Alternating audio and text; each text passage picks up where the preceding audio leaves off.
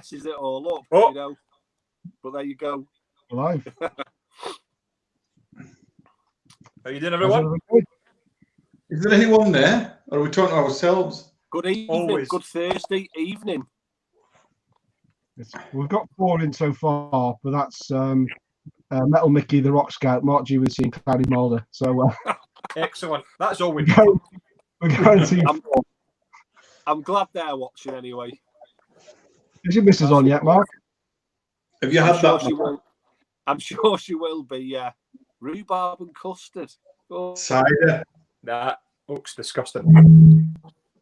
it's not as disgusting as that one our friend Darcy was drinking. The Oh, it was, what was it, like beer with clams in it? Oh, Yeah. Evening. Tomato or something. Peter. No pizza. Good evening, Peter. It's nice for people. Oh, there's Liam. Hi, Liam. Yeah. So I suppose people are going to wonder what we're doing. What we've decided to do in this video is we all picked an album each that we were familiar with, but the other 3 weren't familiar with, and we all took a couple of weeks to listen to it multiple times, and then we're just going to give a bit of feedback now on each of the 4 albums. We had to pick something for ourselves, but in future it might be an idea if you guys, the viewers, want to pick some albums for us to review. But this was just to kick the idea off, see if it was something that people wanted to watch. So yeah, and it can be older albums, it can be newer albums. It's really kind of a big range of whatever you guys think, because even in this video there's stuff from the 80s, there's some present stuff, so anything you guys want to throw out there, we can maybe see about reviewing it in the future. Yeah, it's not about reviewing new albums. This is just really getting talking about all sorts of different styles of music, and like Mike said, you know, I think it's a great idea that if people enjoy watching us and listen to us chat, whatever, you know, for them to maybe give us an album that they think we might not have heard, you know. And it's I'm going to do my best not to throw some like crazy funeral doom at Andy. That's fine. So I'll be gentle. And I think a good point to put across as well is we're not going to be like professional, like amazing reviewers, but this is just our take on it. And their albums we've not heard before, even if they're known to other people. I'm with Scott, definitely. And you have the album to hand so that when you show it, because none of the other 3 are going to have them, I've brought my album to hand so that people can see what it is we're talking about. I've got mine here. I've got mine here. I think we're all fairly professional there, Mike. We're well. Come on, Mike. Have more faith in that. I know, but you know what? Yeah. Sorry, guys. Yeah. He's not quite sure what he's dealing with here, is he? You've let us down there, Mike, thinking that we're not, you know, even though Scott said we're not going to be professional about it, I think we've got enough amateurishness about us to at least bring the back we're talking about. Well, do you want to kick us off then, Andy? Yeah. Yeah, I will do. Well, let's just get a few more welcomes in so far. Hello, Gareth. Hi, Gareth. I would go on big screen when you show the record as well, just as an idea. Oh, yeah. The album that I chose for the listening pleasure of the guys here today is Rabid, A Bit of the North, and their album Nothing But a Bitter Taste. This came out in 2017, and I picked this up when I saw them live playing in Edinburgh a few weeks ago. So I'll give you my thoughts on this one, obviously, because I know it. I recommended it after I've heard what you guys have to say, and we can just have a chat about it, shall we? Yeah. Right. Well, when I first heard this, the first thing I thought was, "Is this a demo?" I wasn't sure it was an official release because the sound quality wasn't there. It wasn't really, you know, what I would have considered retail quality, but you know, fair enough. But the thing was that because of that sound, I'm sure them guys are all competent players, but the production made it sound a bit like they maybe weren't fantastic players. There seemed to be some sort of pauses, ever so slight, between finding the notes on the fretboard to my ears. So I think that might just be the production note. I've made a note here saying the singing was reminiscent, I thought, of Rage, P.V. Wagner off Rage and Nuclear Assault. I thought the singing was like that in parts, and I did wonder. I did think to myself, as Andy seen these, you know, up in Edinburgh one night, and I think if I'd seen them in Edinburgh, you know, on a night out with no expectations and something like that, I would have probably had a better appreciation of them as I ended up having sort of going cold and listening to a proper CD. I did think it was a bit sort of club level sort of stuff, to be fair, I know it's exactly the sort of style that Andy listens to, but I have to be honest, it probably won't surprise him or anyone else to know it isn't necessarily a style that I would actually listen to. So I would give it. I think I would maybe give it a 4 out of 10 if we're playing that game.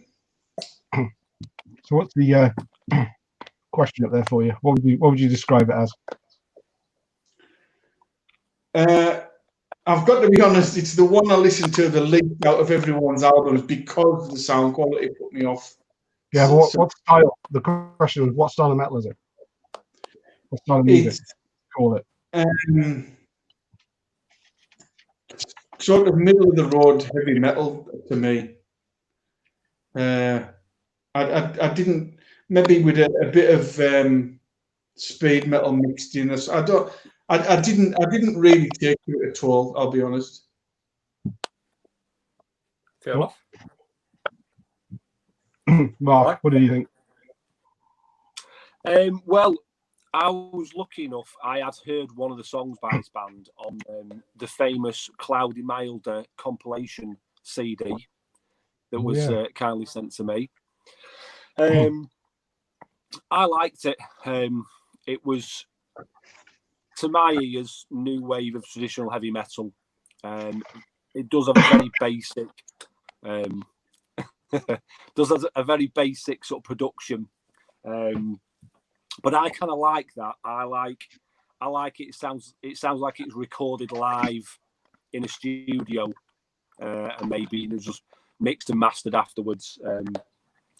I agree with Mike. It's definitely got elements of speed metal in there, and I'd made a note that the vocalist very much reminded me of the high pitch part of John Connolly from Nuclear Assault. His vocals.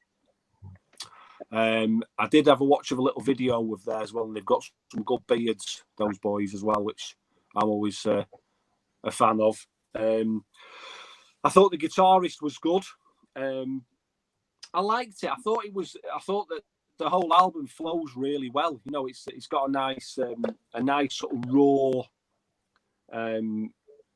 English sort of feel to it, and it reminded me in parts a little bit of Manowar. Just the sort of, not just in the playing really, maybe the bass, you know, sort of a loose sound on the bass. But yeah, I as always with these, when I see people showing them, I end up having to add it to my want list. And this is one that I'll certainly add to my want list. It's raw, sort of naive but exuberant British heavy metal. I liked it very much, but I think it's a terrible name for a band. Agreed. Yeah. Well, Scott? My first impression was great artwork, but really bad name. I was pleasantly surprised because I thought, with Andy's taste, I thought this could be a hit or a miss. Pleasantly surprised with like the opening riff. When that kicked in, it reminded me a bit like 90s Wasp. And then once the vocals came in, it was like I was immediately drawn to the vocals, and I thought it was exactly like Hansi Kirch from Blind Guardian. I don't know how you didn't get that, but I was all over it. Like I thought that was Hansi Kirch singing. Had a definite rawness, but I thought the production could get like really muddy at times, and I thought, it's hard to pick out what's doing what. So on the first listen, I lost interest in it, to be honest. I thought I can't really be bothered. I kind of found myself kind of wanting to get to the end because I couldn't really, it wasn't clicking with me. But I persevered with it. Second listen, I thought it was a really strong album, like a really strong start. I mean, I've got here The Gilded Man had a great Iron Maiden feel to it, and also Demon Mind was really Maiden-like, especially in like the kind of Joe guitars. I wish the rhythm guitars were a touch cleaner because of the distortion. They kind of got lost a little bit. But the majority of the songs were really interesting. The vocal melodies were really, really good. Like a lot of the songs had those definite touches of Maiden, I would say. Like kind of peace of mind kind of Maiden, but it wasn't like overpowering. It was a good thing. So my last statement is: don't let the name put you off. It's a solid, cohesive album, which might not grab you at the start, but with perseverance can be polished into an unknown gem. 8 out of 10 for me. I actually really enjoyed it. After I said all those I thought it was easier to pick out the positives, so I went more for the negatives. But I thought the first time I was not into it. I listened to it for a second time and a third time, and by the third time I was well into it. I really liked it. So 8 out of 10. Cool. Right. May I just add before anyone says anything? Did Scott just say that he wasn't like any kind of professional reviewer? No, that was like fucking Barry Norman. You don't belong. You don't belong here with a review like that. You've made me look like that's just the novice. I've actually just read my notes off. And the notes for all of them aren't as long as that one sentence you just read out.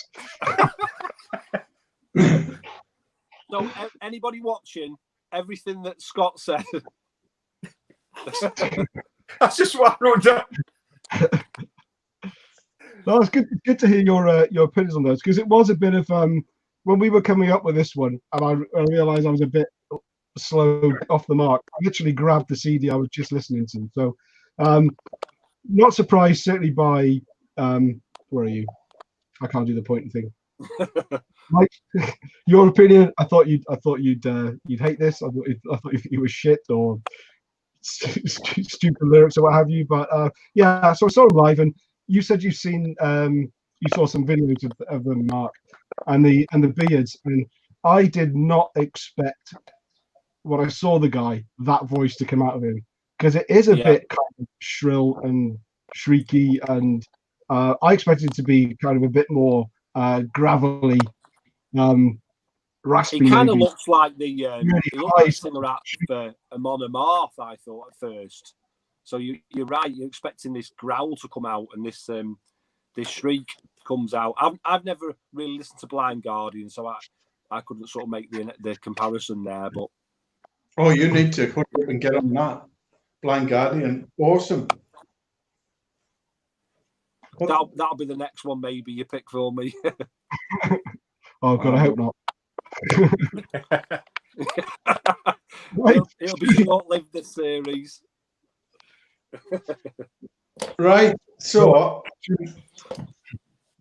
the did you say everything you were going to say, Andy, or did you have something more to add? No. I tried to be a little bit more professional, but you know, I just couldn't live up to what I got on beforehand. I think Scott said it all. Right. Yeah. Right. Well, what I picked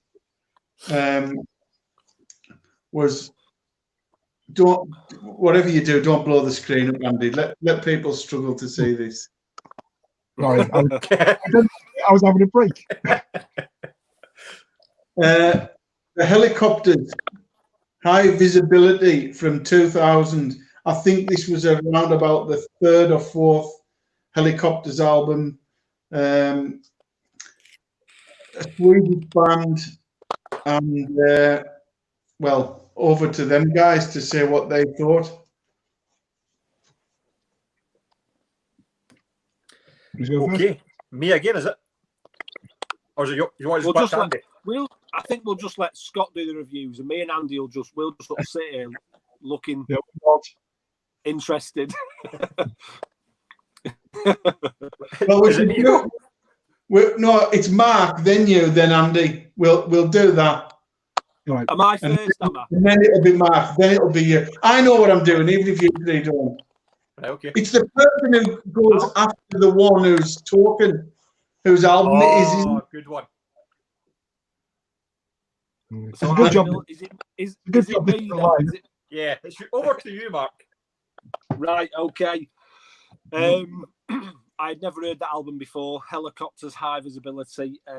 I did used to own a Helicopters album years ago, but God knows what happened to that. And I don't ever remember liking it that much. But I did know that this band is the drummer or ex-drummer from Entombed, Nicky Anderson. He's the drummer for this band, and it is so far away from Entombed, you would not believe it. It's listening to this album, this play. The first time I listened to it, I was not impressed. Really, I thought it was very sort of 90s hard rock, but not even a catchy 90s hard rock. It kind of it was catchy, but not in a way that was going to grab me too much. It kind of felt like it was like Cooler Shaker were playing heavy metal. That was kind of the vibe I got from it. It was almost had a bit of an indie feel, you know. But the second time I played it, the third time I played it, the fourth time, it's a fucking blinder. It's an absolute cracker. I was not expecting to like it at all. But the more I listen to it, and I've always said with albums that the best albums are the ones, if you instantly like it, you're going to grow out of it, in my opinion. The ones that take a little bit of more time to seep in are the better ones. I was dead impressed. Nicky Anderson's drumming on this is absolutely quality. He puts in a proper performance. Great guitarist. Hang on, Mark. He's the guitarist and the singer on this. It's a different drummer altogether. Oh, is it? Yeah. Is that so? Nicky Anderson from Entombed isn't on that album. Yeah, he sings and plays guitar on it. Oh, does he? Oh, well, there you go. I never looked in. I just saw the name Nicky Anderson, so I thought, well, he must be drumming. No, he's the singer, the proper main singer, and the guitarist, and he does all the lead. Really? Wow, that's even more impressive. Because whoever the drummer is, he's like, he's got these some of these rolls. He's got those mad sort of Keith Moon moments where he's just rolling all over the kit. But yeah, well impressed. I even noticed there's a little bit of Fender Rhodes in the background, and it's hard rock with a bluesy sort of psychedelic feel. It's a really hard sort of band to place in a genre, but I was well impressed. But I'm absolutely blown away just because I saw the Nicky Anderson connection. I suppose it's Dave Grohl, the Foo Fighters, isn't it? I suppose if you see a new band and you think Dave Grohl's in it, you're going to presume he's the drummer. So that's where. Yeah. But anyway, whoever that drummer is for Hellacopters is shit hot. But yeah, well impressed. Well impressed. Another one to add to my want list. Right, Scott. I like the name. First impression, I thought when I first put it on, I thought of all the albums I suggest to you, Mike, and you give me this to review. I thought, fucking hell. Definitely agree with Mark. The first time I listened to it, I thought, what a pile of shit this is. I didn't even get all the way through the album. I cut it off halfway, and I thought, I'm going to listen to the other half later because I just can't deal with that. But totally agree with Mark. It does get better with every listen. I wouldn't say it was as good as Mark's opinion says it is, but it's obviously heavily influenced by like 60s and the 70s kind of classic rock. It kind of reminded me of the Strokes, you know, like Jet, you know, those kind of like early noughties, generic noughties bands like Maximo Park. I kind of like, I lumped in with that. I like the vocal melodies, but also you've got that Hammond organ in it as well, and I thought that is just a massive red flag for me. Didn't like that. They came across really competent, like especially the soloing. I thought was brilliant. I thought that was one of like the highlights of the album was the soloing in it. But when it comes down to like the actual song structures, I thought, how many chord changes can you cram into one song? I was like, Jesus Christ. The songs are a bit samey. Some of the standout songs for me were Baby Borderline and Toys and Flavors. I think they were really good, catchy songs. It's not an album I would buy, but I know it's a band that if you were a fan of that genre, you'd probably be pretty impressed with it. I did like it a lot more by the third listen than I did right at the start. So I did get the third listen all the way through, and I thought, right, okay, I kind of understand what it is. But for me, it's a 6.5 out of 10. So because it is that kind of classic 70s rock, really influenced by that kind of stuff. So it wasn't heavy enough for me, but I could kind of get what they were trying to do. So 6.5 out of 10. Fair enough. Well, as for me, I didn't hate it, but I don't really like that style of music too much. But you know, it's inoffensive is probably the best way I can come up with describing it. Inoffensive rock. I mean, it's really kind of easy listening, I guess. I can fully understand, you know, the people out there that like that style of music. A lot of people love it, but I just found there was just loads of. I was picking out. So the first, like you guys, first time I listened to it, I didn't want to listen to it again, and this is the only one I listened to twice. But I wanted to give it a fair go, and the second time I listened to it, I just found myself trying to figure out in a few cases which other bands they sounded like, rather than thinking about them as a band in their own right, and what you know, do they bring anything new to it. So there's a little bit of Ramones in there. I found some songs reminding me of Frank Black from his solo career, guy that was in the Pixies.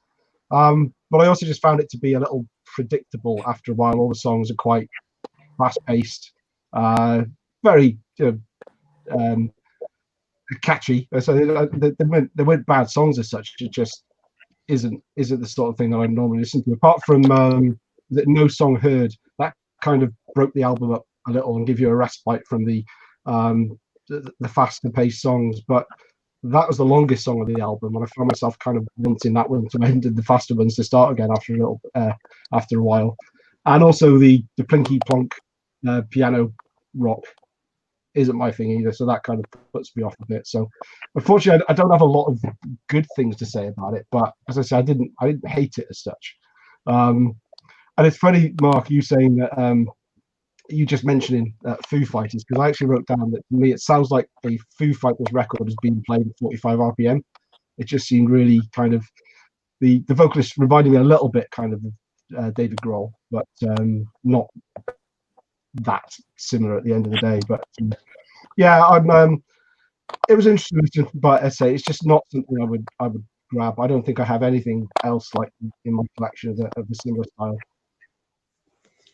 Well, what I thought you would maybe pick out, but none of you have. They worship bands like the MC5, the Stooges, and anything that Ace Frehley done with Kiss, and they're all about that. And that was, I thought you might mention those bands, especially the MC5. That's what it is that we're going for. A long time. So I didn't even. I mean, now you mention it, because that does kind of spring to mind. It's been that long since I've listened to them. I've not really. They didn't spring to mind straight away. But yeah. And yeah, it's all about that, and I think it just gives. I think Nicky Anderson just loves playing solos, because if you think about, if you remember back to the album, he knocks out a little solo, he puts a little run every single place that he can fit one.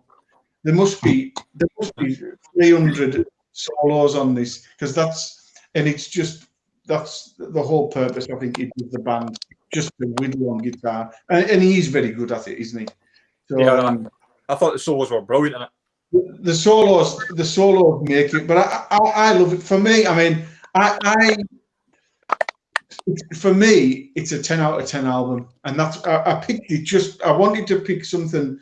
I wanted to pick something that's almost my favorite album that I knew you didn't know, and but I'm kind of getting. I kind of got right what I thought everyone would say. I actually thought Mark might have already heard, and I didn't think Andy would be keen on it, and I didn't, because I know he doesn't like the keyboards, and I couldn't actually remember, Scott, whether you were partial to that or not. But yeah, you've kind of all done what I expected, really, and I didn't think any one of you would like it like I do, you know.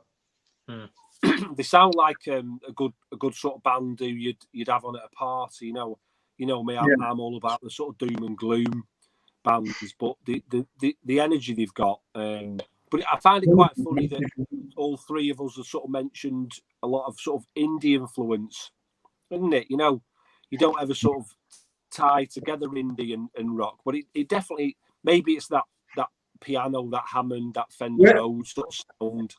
When that album came out in 2000, and just after, they toured the UK with the Hives, and that's another band you might have mentioned as well. Yeah, so you've got like the Hives, the Strokes, all those kind of they all kind of came out at the same time. Yeah. But these lot came out before that. These lot came out when it was still in Entombed. He just done the two bands, you know what I mean? Oh, okay. And I seem to remember, even when Nicky Anderson was drumming with Entombed, I'm sure he played a couple of guitar solos on their albums, didn't he? Or maybe he did a solo on. He might have done a guest solo on one of Dismember's records. So I knew he was quite a good guitar player, but I didn't realise he was that good. He's one of those really talented musicians that just annoys other musicians. Yeah. I nearly did it the second time. Yeah, that was the first.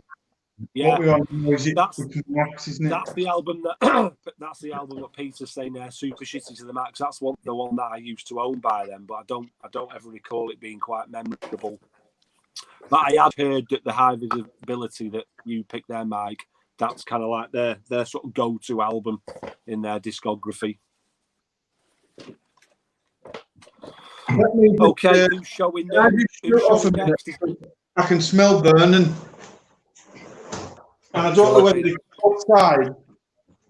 That it'll be his Rat box set that he's left in the oven.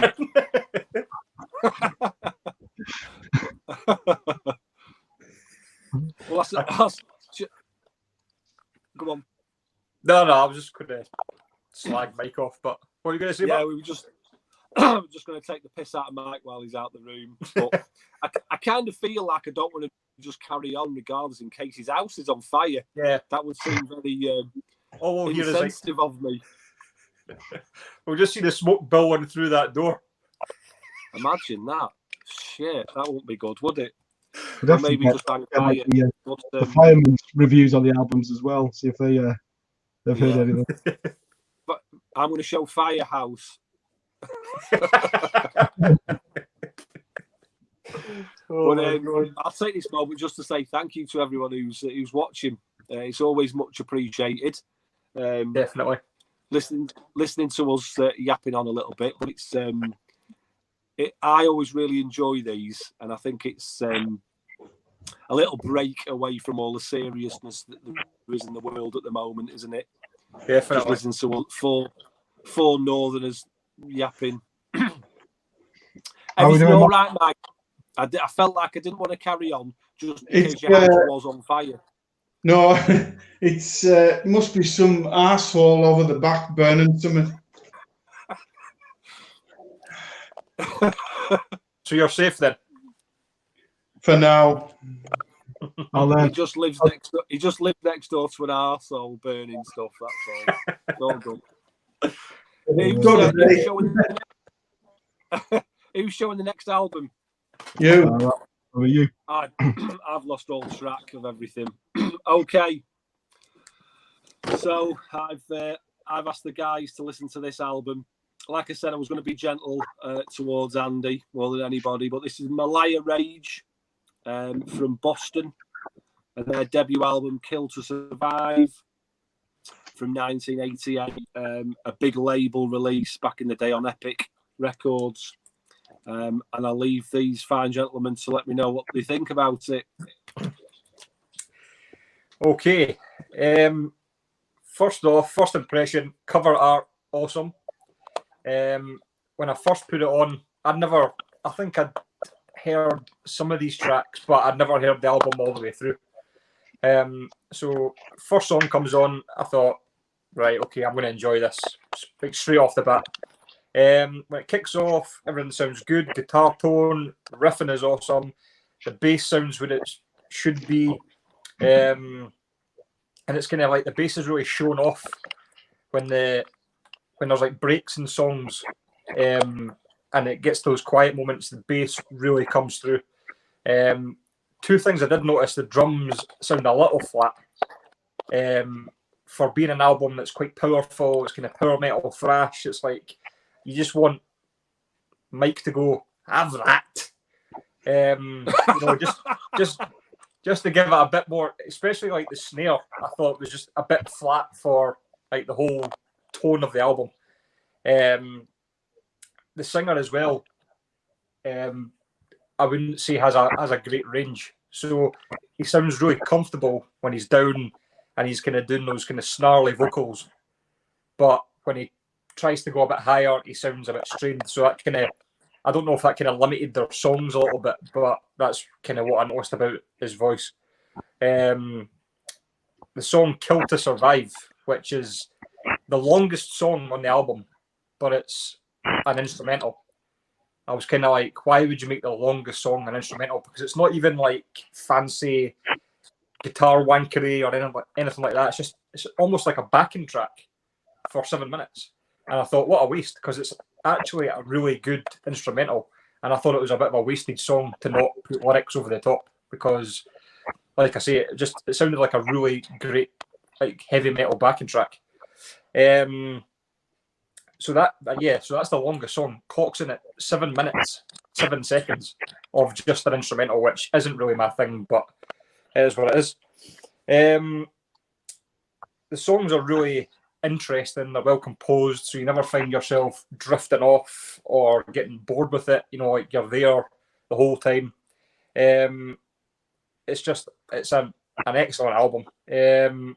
Like I said, they put in those slower breaks as well, where it kind of pushes the guitars forward, so you think, and you just get that full guitar tone.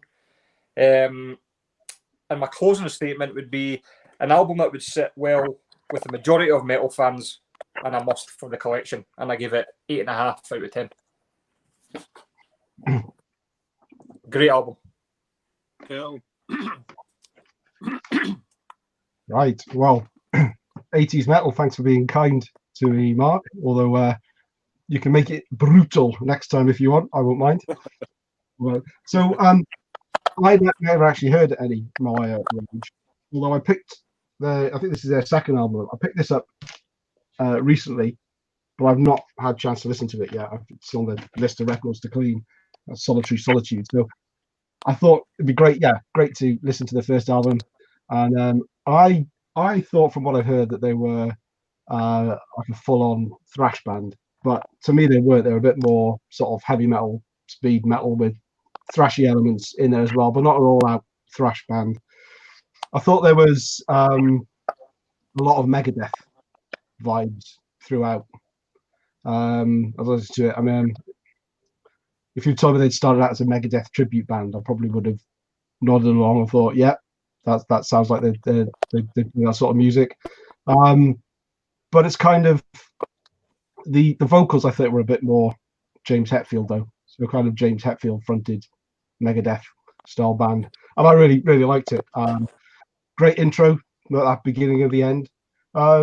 What song did you say was Scott? Did you say was the instrumental? Was it Kill to Survive? Yeah, because I wrote down that it was the title track, Meliah Rage, but I don't know if I've written that down. I think it is Meliah Rage. Is it Meliah Rage? I think so, yeah. But same thing. I mean, I thought it was just a really boring instrumental. I mean, there are nice bits to it, but 7 minutes of an instrumental is just way too long for me. And probably the Bates Motel, I thought that had a bit of an Anthraxy type feel to it, a little bit more upbeat than maybe the Megadeth sound. But the last 3 songs on the album, Impaling Doom, The Pack, and Kill to Survive, I thought they were all sort of pretty much full on thrash though, from my initial thoughts of it not being a thrash album. So I really, really enjoyed it. This is I think this is the album out of all 4 I listened to the most.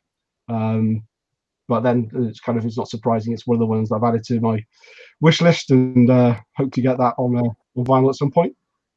It's a good choice. Yeah, I just really enjoyed it. Just a shame about the long, drawn out instrumental 3 songs in. Well, I remember this album from back in the day, just the cover. A mate of mine had it, and we used to sit in his room and be reading through his records for what we wanted to listen. And obviously, because of that album cover, a lot of times one of us would grab that and say, "Oh, we'll put this on." And every single time somebody grabbed it, he used to go, "You won't like it. You won't like it. Just leave it." So we never ever got to hear it all that time. We always had something else on. And thinking back to what my friend's taste was like, I was expecting the album to be a lot more thrashy than what it is, and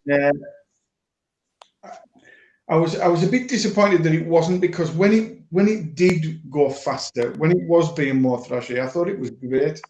I thought the vocals reminded me of Chris Astley from Zentric mixed with Mustaine.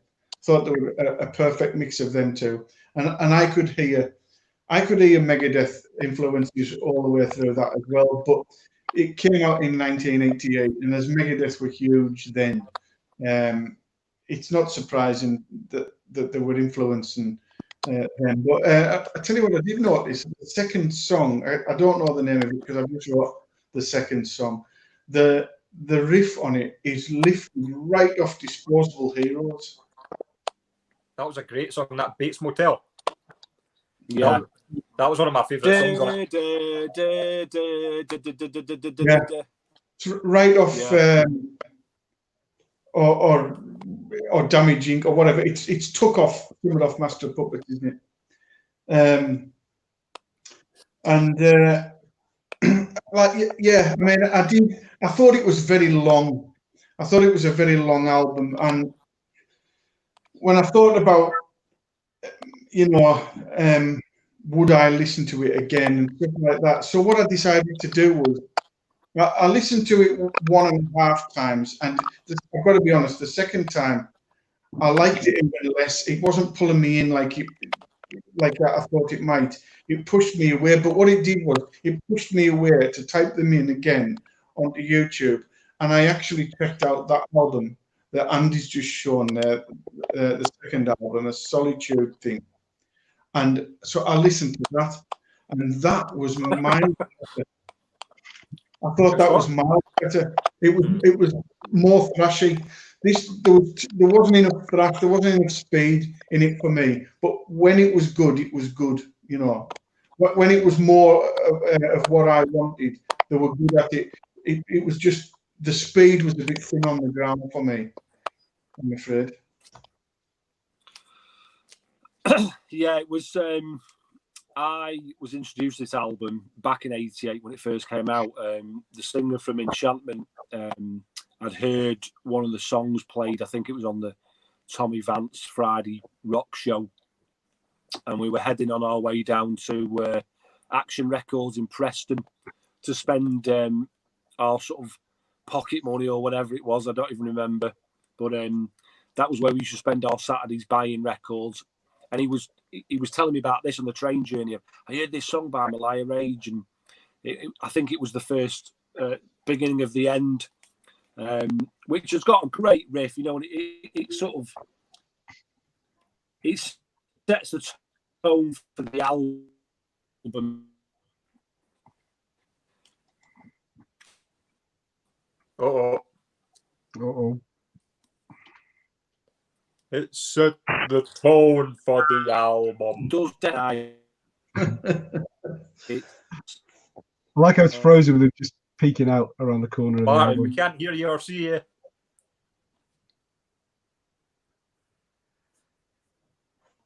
That is then the tone for the album. So that's the track listing.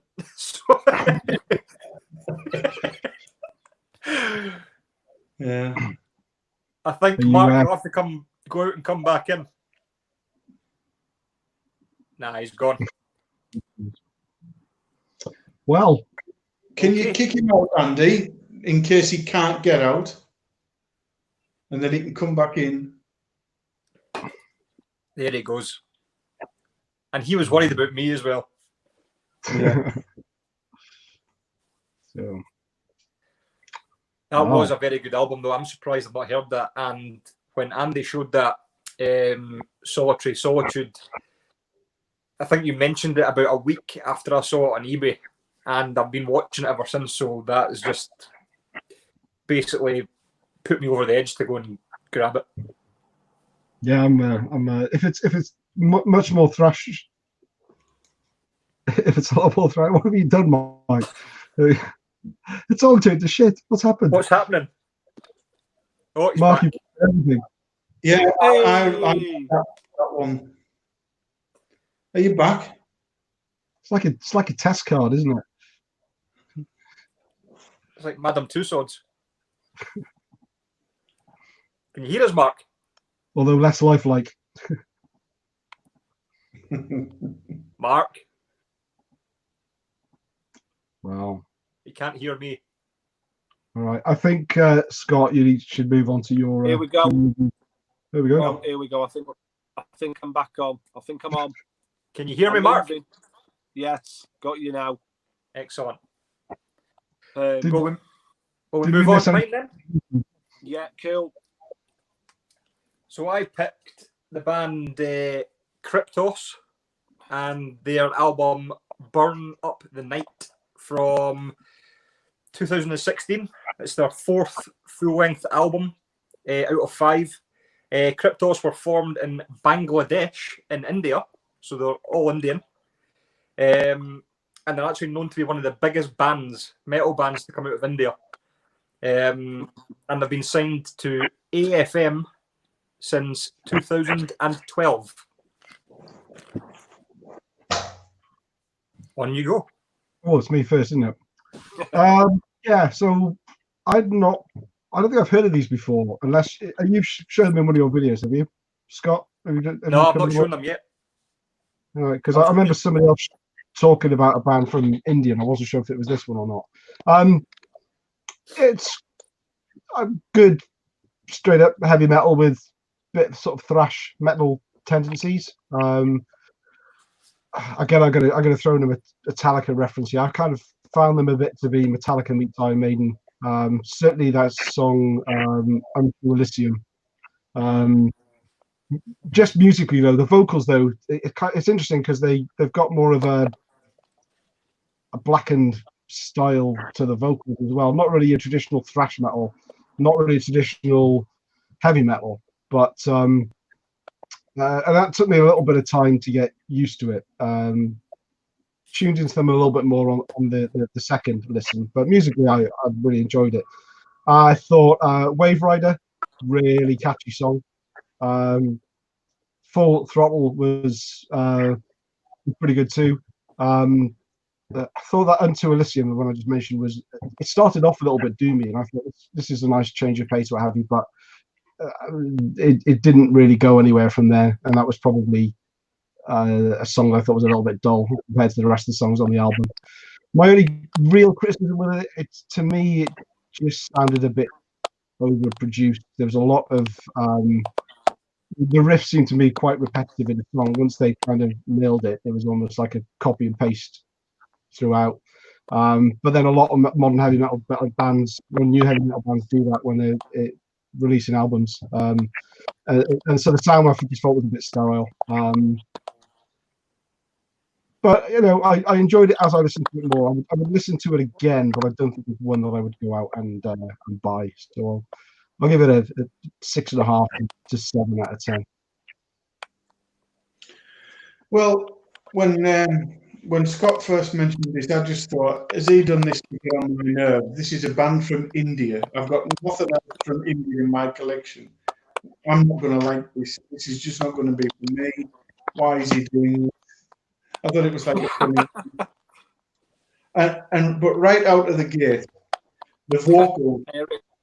the vocals were just Coroner Celtic Frost vocals, and that drew me right in. I was then interested. In the first song, the guitarist's got them 16 notes going, and I thought this is awesome. And so I was pleasantly surprised. And then when they were playing the fast stuff, the speed and the Coroner Celtic Frost vocal, for me, loved it. There's all that clicking again. Who's doing that? That's mental. And I thought that was awesome, but there was too much standard mid-paced heavy metal that with Iron Maiden harmonies in there for my tastes. And I mean, anyone who's into the standard heavy metal, you know, and doesn't mind the coroner type vocals, will probably like it. But I tend to, if you notice my tastes, I tend to skirt around the standard heavy metal.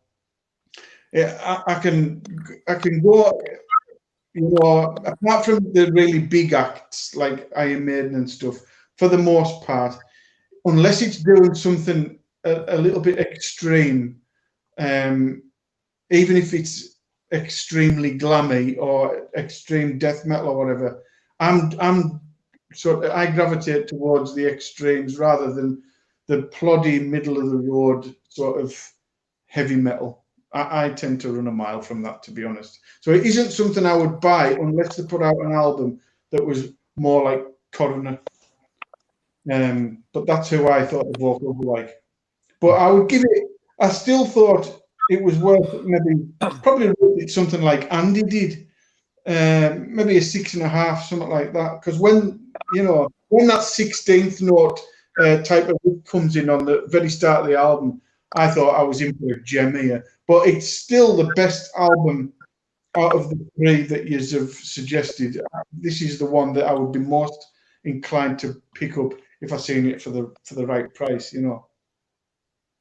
Can I just make an edit? I know somebody put down there in the comments, I can't remember who it was, about it being Bangladesh. It's not Bangladesh. That was my mistake. It's Bangalore, India, not Bangladesh. All Just to right. clear that up. Professional now, are we, Mr. Scott? Yeah. I didn't even notice that. I was just Can I amazed just- that it was a band like from India. I never knew that. I think these two guys above me have pretty much nailed it, especially the coroner vocal sound. For being what you would sort of class as a traditional heavy metal band, but they were almost like a speed metal band slowed down, like a speed metal album played on 16. And it kind of always felt like, as I was listening to it, I was enjoying it, but it felt like it needed to speed up in places. I felt like it never quite sort of got going. Nice lead guitars. Andy said it about it's like a simple foot. They stick to a simple formula.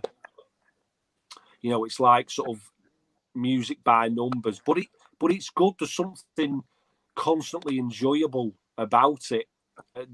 Nice lead guitar work. The vocalist, he reminded me of the guy from Cerebral Fix as well. It was kind of a mix between that and Coroner. And I think the vocal style, he could sing in, you know, a death metal band. His vocals are really quite brutal for that style of music. But yeah, I'd certainly look out to pick their stuff up. It's enjoyable. I don't know about the sort of longevity of how many times I'd listen to it, because there's just something about it that it kind of left me wanting a little bit more. Like, the riffs are there, the vocals are there, it's well produced, the lead guitar's there, everything you want, catchy riffs, but it just felt like it never quite got going. But, you know, I enjoyed it, I really did, and I quite like I always enjoy that dual guitar sort of sound that's going on, you know, that traditional metal style.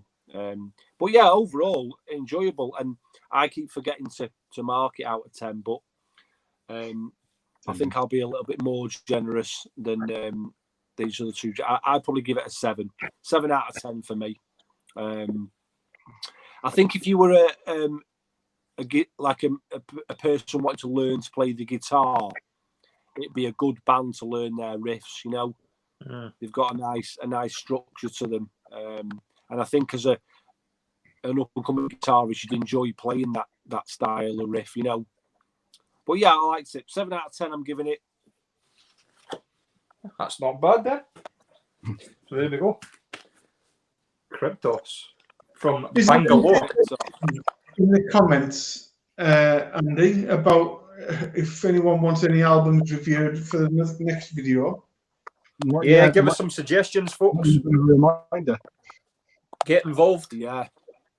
So we're looking for you guys that are watching. If you want to suggest a few albums down there in the comments, and we'll divide them up amongst ourselves and come back and do this again. Yeah, and they don't have to be new. New, old, medium, rare. Even records that you enjoy playing, if you're interested in hearing our opinion on it. And I said it previous to us going live, but please, someone definitely pick Rat. Fuck that shit. Absolutely. So what is? Well, while we're waiting for obviously people are thinking really hard and not typing. Mike, you mentioned about the music that you like, and you mentioned it's got to be extreme. What is extreme glam? Nitro. Nitro's extreme glam. Well, like I sent you a Band Tango song the other day, yesterday or whatever. That's just the extreme was the wrong term to use for glam, because they work on having a big chorus, don't they? Because it's virtually pop music with guys with long hair and guitars. So it's all about the melodies for that style of music, and I find that lots of the I listen to glam metal for the big choruses, and they seem to have all them guitarists have a knack of they don't play very interesting rhythm work. They just do sort of basic chord progressions, but they're great at putting solos together that sound like a mini song within the song. So that's the two things I listen to that for. But no, really, something's got to have. I mean, just to try and think of different styles. If you think of like the band like System of a Down, that you put a System of a Down song on, and you've no idea where that might go the first time you listen. The possibilities are endless for where they're prepared to take a song. I love that. Whereas I put a Judas Priest song on, and they set their stall out in the first 4 bars, and I know exactly what I'm going to get. And although I do like Judas Priest, I'm the wrong age. I didn't come into them anywhere near like the time I would need to have them as a favorite band or something like that. I totally get it when the music was a lot less, and there wasn't all these different styles to pick from and all this stuff. Then I totally understand it for guys of that age. But I just completely ignored Judas Priest, apart from if a song got played in a rock night, I knew it was them, and sometimes I enjoyed it. But it's too sort of conservative. I think it's just too middle of the road. It doesn't really do anything other than exist. They're never going to blow you away. For me, anyway. I want to be taken somewhere where it's totally different, if possible. That's what I always want to go for. Okay, right. So that was some good. You killed enough time for us to get a lot of suggestions through. So we'll go away from this and we'll work out how we're going to pick 4 from these. It'd be good if we maybe pick 4 different styles between us, even if we go the random route. So thanks everybody for your suggestions. Yeah, that's really good. Actually, that's a good list to work from. And we'll give you a shout out if we pick your album. We'll give you a shout out. That's right. Yeah, and if you're watching this and you haven't seen it live, and you're just one of the viewers that's watched it, by all means leave a comment. We won't pick 4 albums, in the next couple of hours or even the next couple of days. We'll give everyone time that normally watches these videos to have some input before we decide what we're going to do for the next one. Mm-hmm. Yeah, and give us some feedback if you enjoyed this kind of style of video, because I mean I think we enjoy all this kind of stuff anyway, just sitting talking about albums. But if you want to see more of this kind of stuff, then let us know and we can kind of work on it from there. Yeah, and don't be disappointed if we don't choose your album. Don't unsubscribe. No, don't fall out with us, because you could be next. Because we love you all. You. Sorry, Mark. You were. I identified you, Mark. I think you're the source of the clicking, so I put you on mute while Mike was speaking, and Really? I forgot to take you off. Sorry. I don't know why I'm clicking. I don't know what's going on there. Have you got something in hand? Yeah. Sounds more like interference than anything you're actually doing. I don't know why, but I'm standing still. I've paused my own body movements to see if it was me that was clicking, but it's definitely not. No, I think it sounds more like interference than anything else. Yeah, it's a bit of a weird one. Wow. There's been some proper. I've written down at least about over 10 suggestions there from albums to do, and some crackers. I've already picked the 4 I'm going for. No, but we will. Mike made a good point about, if people have missed this live, please, if you're going to watch it back, leave some suggestions in there. And the more the merrier, isn't it, boys? And it is something, if,